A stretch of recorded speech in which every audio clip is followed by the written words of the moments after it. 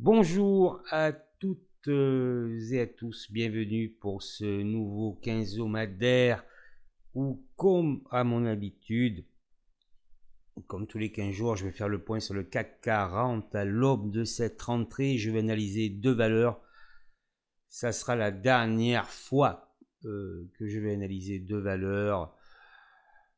J'y reviendrai quelques mois plus tard, parce qu'habituellement, ce quinzomadaire, c'est une analyse du CAC plus une valeur. Donc aujourd'hui, ce sera Ruby et Apple. Je rappelle que dans un peu moins de 2 semaines, je suis en congé pour quelques jours.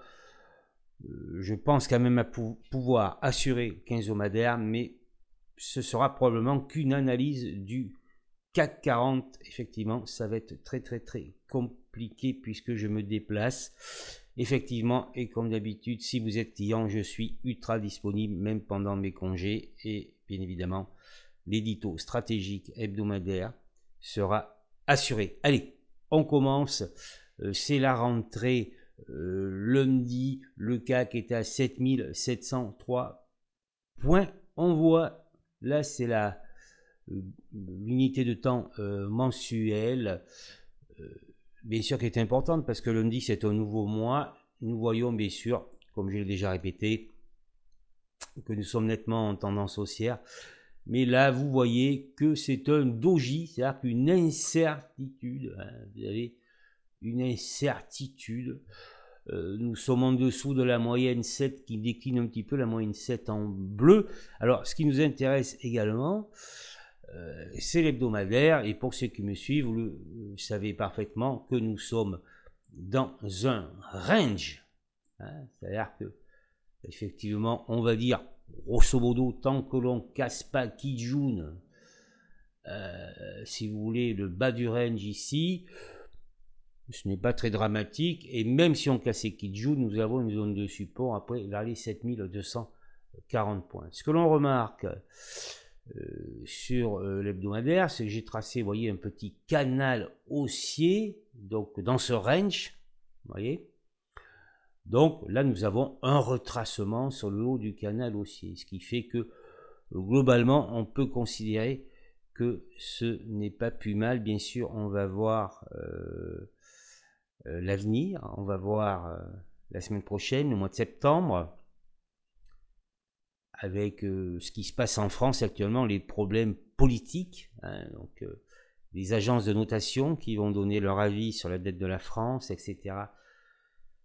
Puis la rentrée internationale, donc on va bien voir, mais comme je le répète encore une fois, il faut se fier aux graphiques, il faut travailler les graphiques, et il ne faut pas écouter les catastrophistes en tout genre, n'est-ce pas? Puisque là, comme je le répète, ce n'est pas si mal que ça. Bien sûr, on ne peut exclure une conso et on ne peut exclure une poursuite de la baisse vers le bas du canal haussier. Alors là, le jour, c'est très intéressant.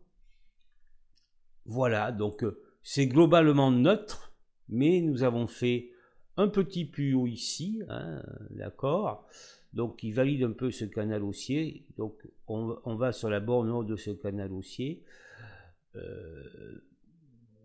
On voit au niveau du Kumo span que SSA et SSB sont montés quand même, donc c'est plutôt pas mal, mais l'on voit bien sûr que l'on peut revenir disons vers les 7590 points. Vous voyez, une extension. On peut perdre encore un peu plus de 100 points sur le CAC 40 et rebondir sur ce niveau. Hein. On verra bien si ça va se produire. D'accord, c'est bien de dire oui, mais après il faut être observateur. Ce qui compte, c'est le temps réel. Hein.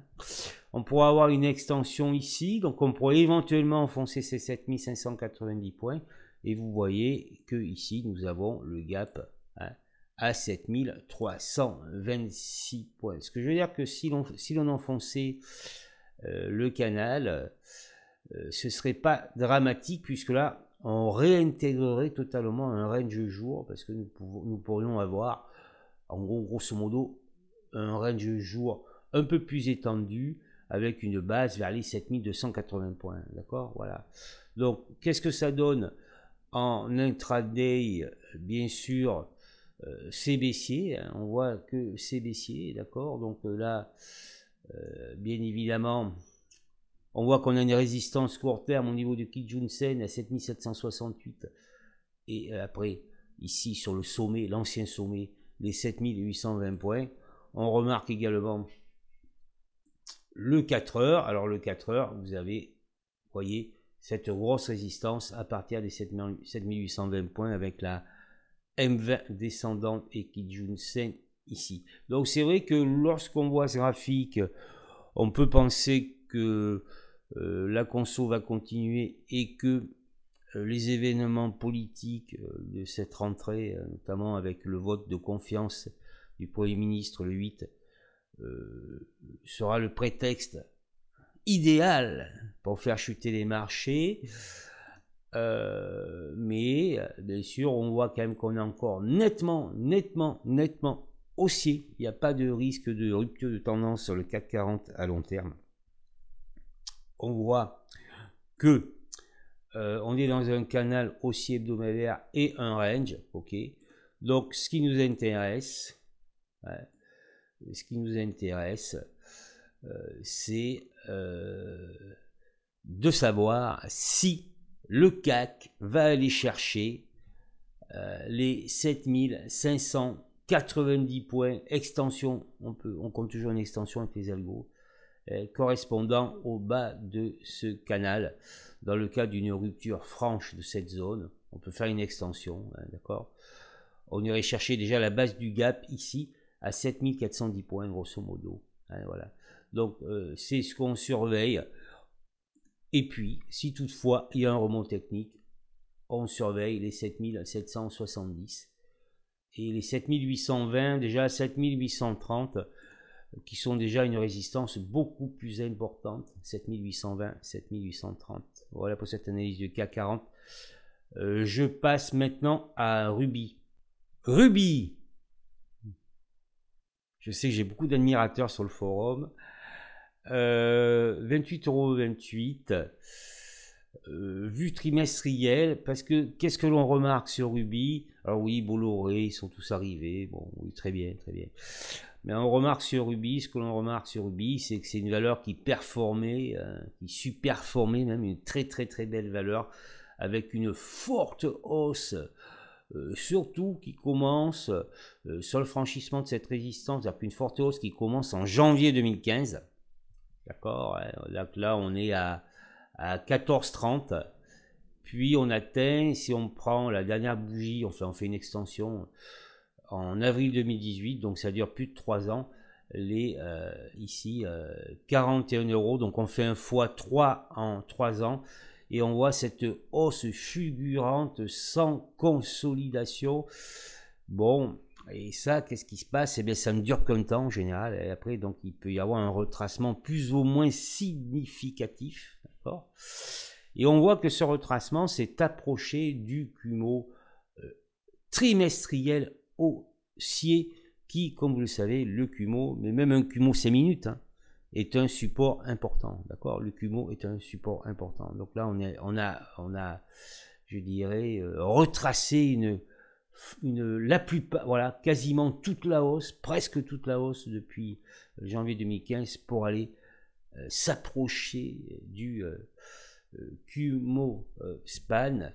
Bien sûr, après ça s'est repris, ça a été un petit peu lent, comme d'habitude, parce que vous enfoncez tous les supports, donc quand vous êtes au niveau du trimestriel, c'est assez long pour se reprendre, d'accord. Et on voit qu'on a été chercher Kijun classique, parce que Kijun ici, plat, devient une résistance importante, que là nous sommes on a réintégré le Kumo span trimestriel, et que nous sommes donc là, effectivement, sur le sommet de ce Kumo trimestriel. Et vous voyez bien sûr que nous sommes sur une configuration de triple top, hein, ok, sur Ruby. Alors après, ce qui nous intéresse, c'est le mois, hein, d'accord. Le mois nous intéresse, bien sûr. Allez, le mois, excusez-moi, le mois.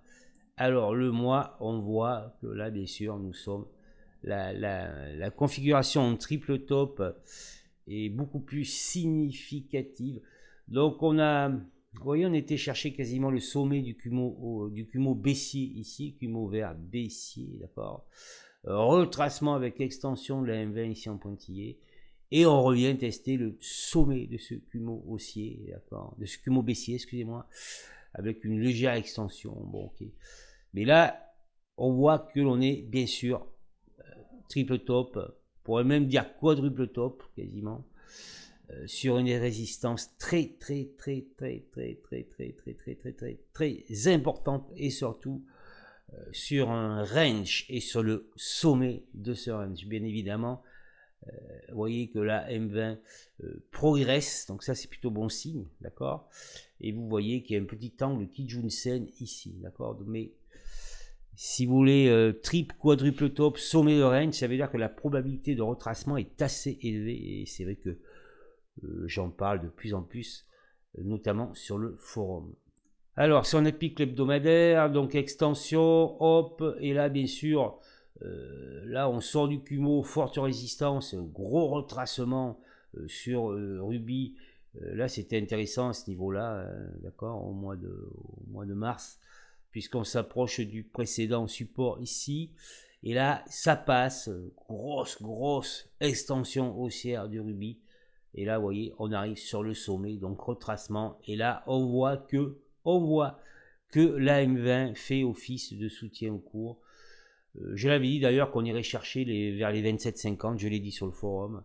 Et on était testé, bien sûr, cette moyenne 20 haussière. Et pour l'instant, on reste au-dessus de cette moyenne 20 haussière. Néanmoins, bien sûr, vous êtes coiffé par une résistance super importante. D'accord, voilà. Alors, regardez donc la position de Kijun-sen ici, et là, bon, vous avez la moyenne 30 de Weinstein et la Bollinger inférieure qui remonte. Donc là, ça fait un truc comme ça veut dire que ça se resserre. C'est-à-dire que nous sommes totalement dans un range, d'accord, et donc que l'on voit, bien sûr, pour vous le remontrer, sur le mensuel, ok.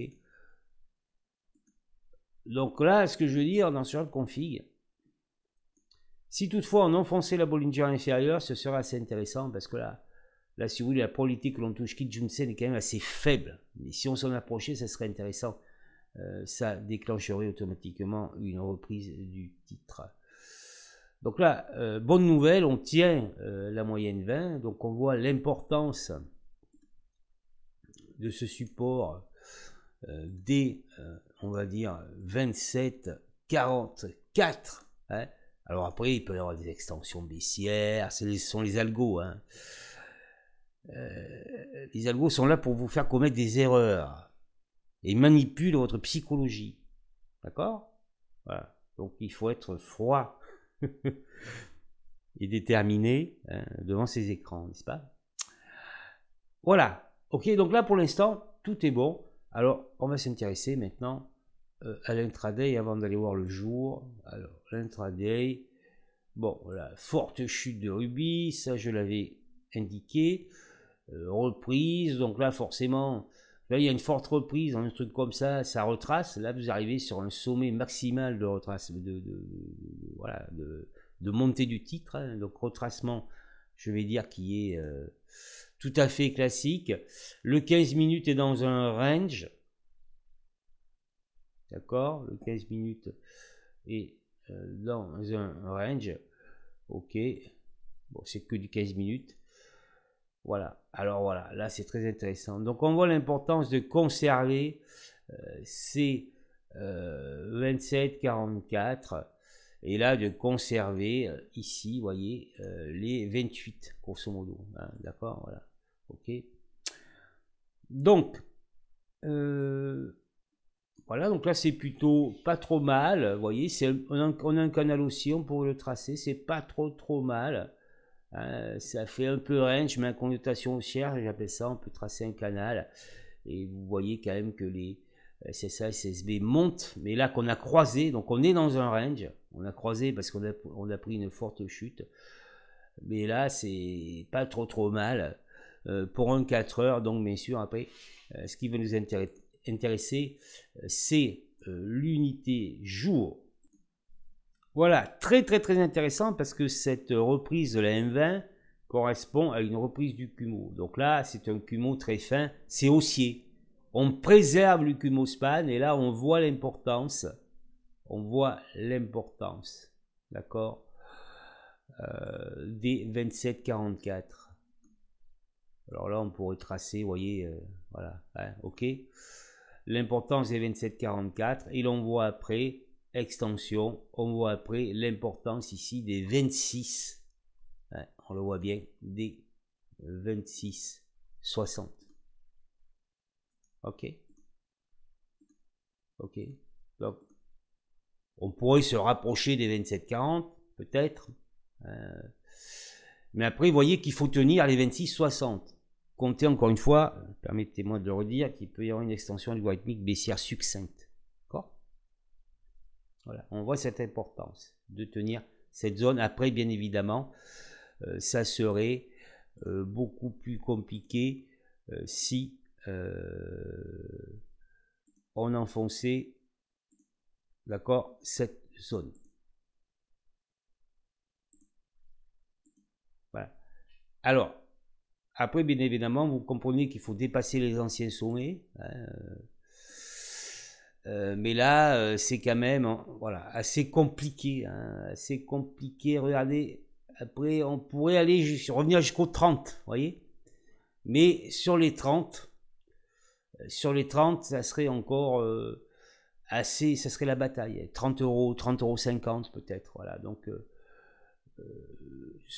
petit angle, ok, on voit qu'on maintient un cycle haussier sur Ruby avec cet hebdomadaire, d'accord, c'est conforté par le jour, on voit l'importance de tenir le dernier point bas, le Kumo span, et on ne sait jamais, on pourrait revenir vers les 26,60 peut-être, d'accord, mais vous voyez bien, par rapport à l'hebdomadaire, que la rupture des 26,60, on pourra avoir une glissade de jusqu'au 25,80, par là, 25,70, hein, donc peut-être 1 euro de plus. Hein, donc on voit l'importance de tenir cette zone, 27, 40, 50, 26, 60. Bien évidemment, si ça tient, eh bien, écoutez, on va chercher peut-être les 30, les 31 € peut-être, mais il y a des obstacles. Regardez, il y a les 28,80 ici, il y a la M20, les 28,50, les sommets, les 29. Donc là, c'est effectivement très très très très chaud sur Ruby, et je n'exclus pas, personnellement, mais c'est qu'un avis, je pense que c'est la plus haute probabilité, un retour vers les 27,40, 26,60 test de cette zone, surtout avec les événements, pour le répéter, suite à mon analyse du CAC, qui vont se produire en France, etc. Et puis, bon, on voit que là, ils sont quand même un petit peu énervés, qu'ils ont envie de prendre des bénéfices d'une manière générale, à suivre tout ça. Voilà, donc c'est tout pour Ruby. Je vous remercie pour votre attention. Je passe maintenant à Apple. Apple, le fleuron technologique américain. En ce moment, on parle beaucoup d'NVIDIA, mais Apple est quand même le fleuron technologique américain. Voilà, donc là, si vous voulez, on est sur l'unité mensuelle, nous sommes à 232 $. Alors j'alerte encore une fois de faire attention à ce qui se raconte sur le net, les catastrophistes, la peur. La peur, c'est quelque chose qui marche formidablement bien, la peur. Donc, les États-Unis vont s'effondrer, enfin, etc., etc. C'est la fin, c'est fini, c'est terminé. Non, c'est pas terminé, d'accord? Et ce ne sera pas terminé. Bon, ça, j'en parle effectivement des fois dans mes éditos stratégiques. Tant que la réserve fédérale sera là. Parce que la réserve fédérale, si vous voulez, pour aller très rapidement, c'est elle qui commande.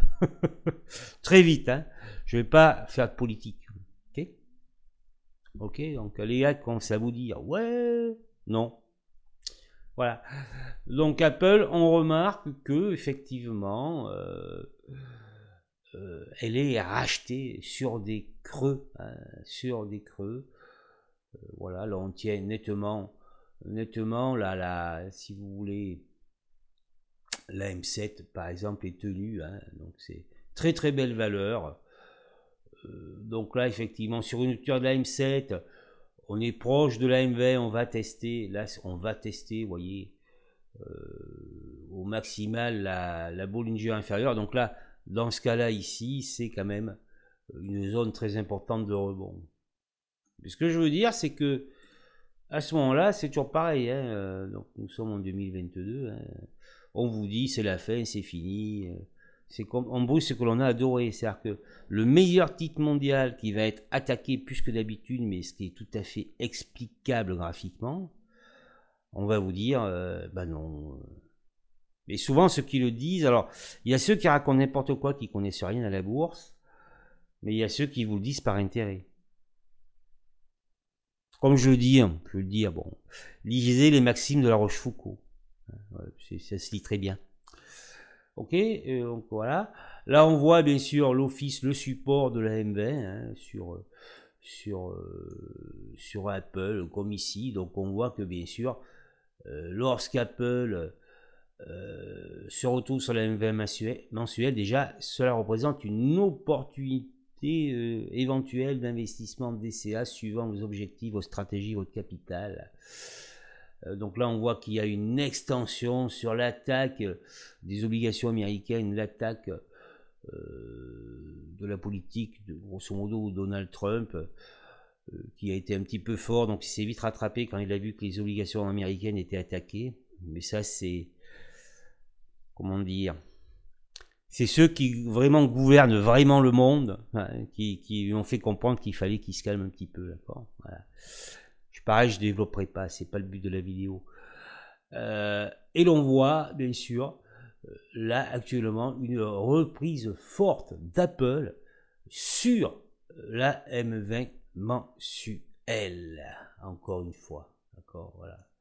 Donc on voit, si vous voulez, quand même, si l'on prend depuis 2020, mais ici extension, voilà, il y a d'autres exemples, que la moyenne 20 déjà est, je dirais, très importante pour Apple en mensuel. Donc regardez là, ce qui est intéressant, c'est que M20 et Kijun sont concomitants. Donc effectivement, on voit que la M20 c'est très bon. Après, si l'opportunité fait qu'elle enfonce cette M20, ça peut être pas mal pour du DCA. Moi, je ne l'ai jamais acheté, je pourrais peut-être l'acheter. J'ai failli l'acheter, mais après, c'est... Voilà, ça dépend de beaucoup d'éléments. On fait des choix.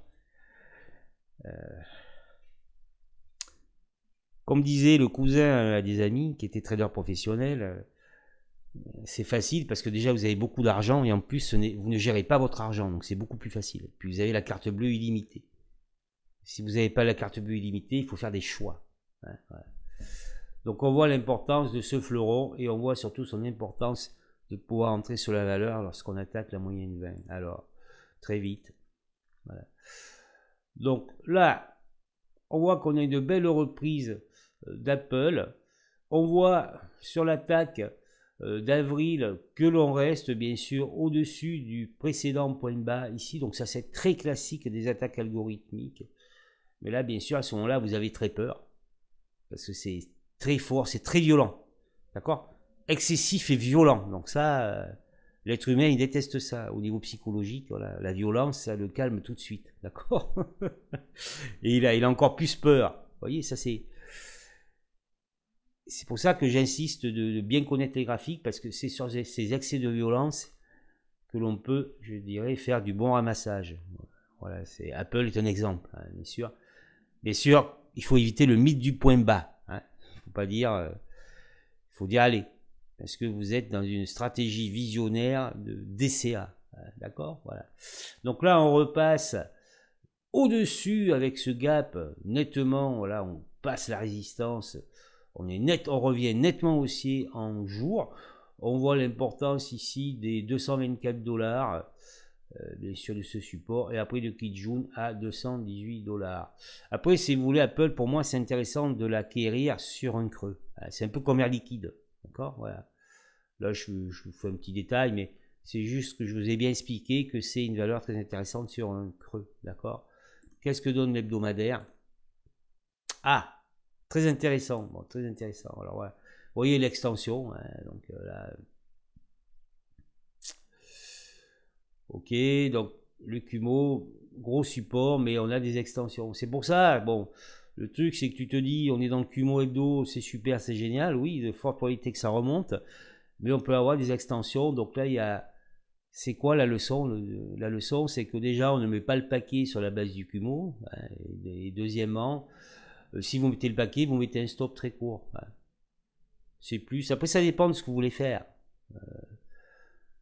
Mais là, effectivement, vous pouvez acheter, regardez, nous sommes en mars, vers les 200 dollars. Ok. Ok. Les 200 dollars. Et les 200 dollars, grosso modo, ça correspond à la M20. Vous voyez, tout se rejoint. Hein, ok. Voilà. Donc là, ah, là, ben, c'est très clair. Hein, on fait une récupération du Kumo. On a croisé. Donc là, on est sur un sommet. Donc là, c'est pour ça que ça hésite, tout à fait classique. Donc là, on pourrait revenir vers la M7, déjà, toujours pareil, les 220. Voir Tenkan-sen, ici, les 217 dollars. Et regardez la remontée de la M20 qui va faire office de support. Voilà. Cette vidéo est terminée. Je voulais voilà, vous présenter la valeur, vous dire que c'est intéressant sur des creux, que c'est un fleuron de la technologie américaine et que pour moi, je pense que les États-Unis vont continuer à superformer les actions mondiales. Je vous remercie pour votre écoute. Si vous avez apprécié cette vidéo, merci de la liker, de la partager. Si vous voulez laisser un commentaire, laissez un commentaire, ce qui augmenterait le référencement de ce travail. Un grand merci. On se retrouve dans 15 jours. Très bon week-end à toutes et à tous.